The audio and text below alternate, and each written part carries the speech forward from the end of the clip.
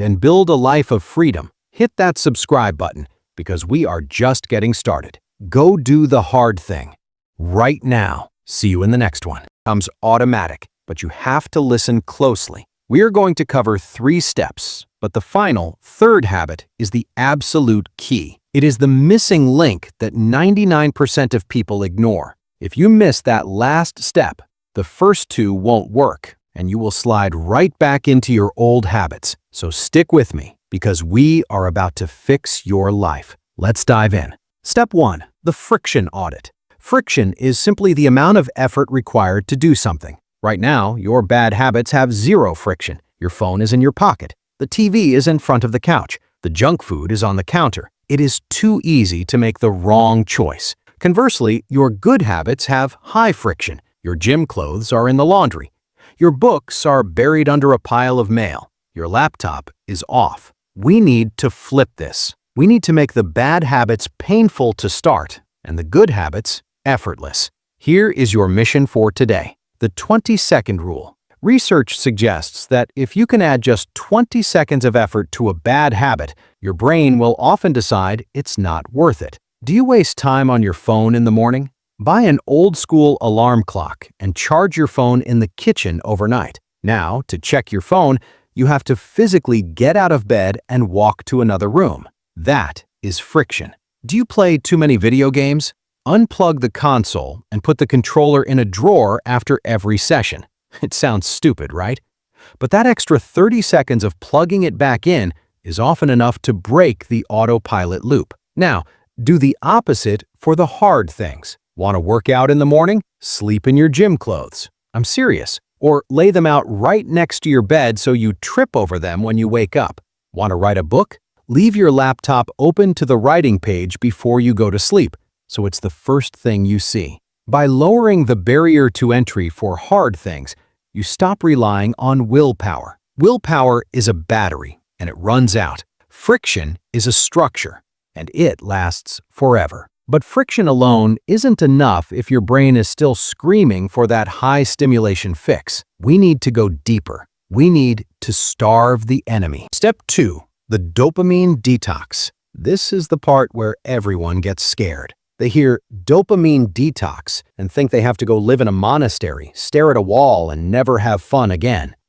Relax. That's not sustainable. We are going to do a tactical detox. We need to bore your brain back to life. Here is the truth. Boredom is not your enemy. Boredom is the incubator of genius. When you are bored, your brain is desperate for stimulation. If you take away the phone, the TV, and the junk food, suddenly doing the dishes looks like a fun activity. Suddenly, writing that report looks like a masterpiece of entertainment compared to staring at the ceiling. Here is the protocol I want you to try for the next 24 hours. Pick one day, just one. On this day, you are going to eliminate all sources of cheap dopamine. No social media, no video games, no Netflix, no sugary junk food, no music with lyrics. Instrumental is fine. What can you do? You can walk. You can meditate. You can write with a pen and paper. You can read physical books. And you can do hard work. The first few hours will be agonizing.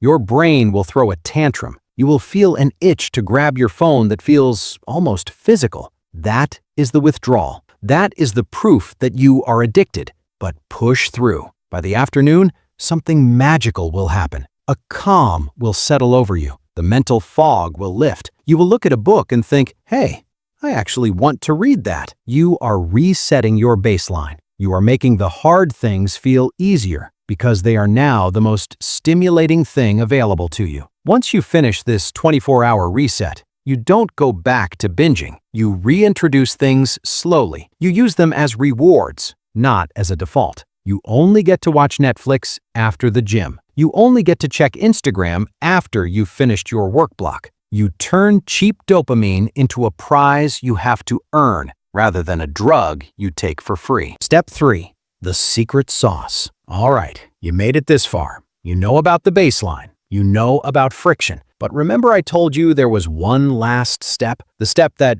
if you miss it, everything falls apart? This is it. This is the mindset shift that separates the top 1% of achievers from everyone else. This is a concept heavily discussed by neuroscientists like Dr. Andrew Huberman. You must learn to attach dopamine to the effort itself, not the result. Most people think, I will work hard now so I can get the grade, money, six-pack later. They are focused on the outcome. The problem is, the outcome is far away. The effort is right now, and the effort hurts. If you only spike your dopamine when you finish the goal, the entire journey feels like torture. You have to trick your brain into enjoying the pain. You have to subjectively reward the friction. When you are in the middle of a hard study session and you feel that urge to quit, but you keep going, you need to tell yourself in that exact moment, I am doing it. I am winning. This pain I feel, that is weakness leaving the body. That is my brain growing.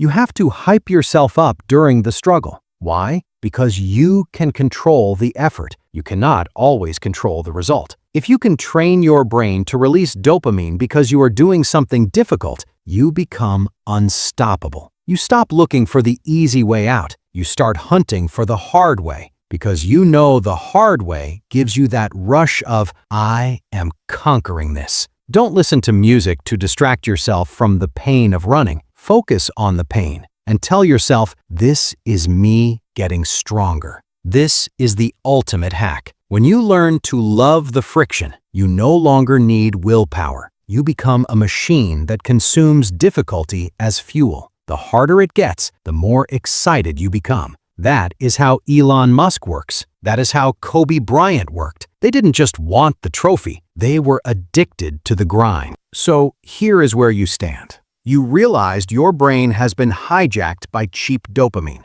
turning you into a zombie who chooses scrolling over success. You know that by increasing the friction of bad habits and lowering the friction of good ones, you can automate your day. You know that a tactical detox can reset your baseline, making hard work feel fun again. And most importantly, you know that the ultimate key is to celebrate the struggle, not just the victory. So here is my challenge to you. Do not just close this video and click on the next recommended video in the sidebar. That is the trap. Stop. Put your phone down. Turn it off for 1 hour. Pick one hard task you have been putting off for weeks. Just one, and do it. Not for the reward, but to prove to yourself that you are the one in control of your brain, not the algorithm. You have the tools. You have the code. Now, go rewrite your programming. If you want to master your mind and build a life of freedom, hit that subscribe button because we are just getting started. Go do the hard thing right now. See you in the next one. And build a life of freedom. Hit that subscribe button because we are just getting started. Go do the hard thing right now. See you in the next one.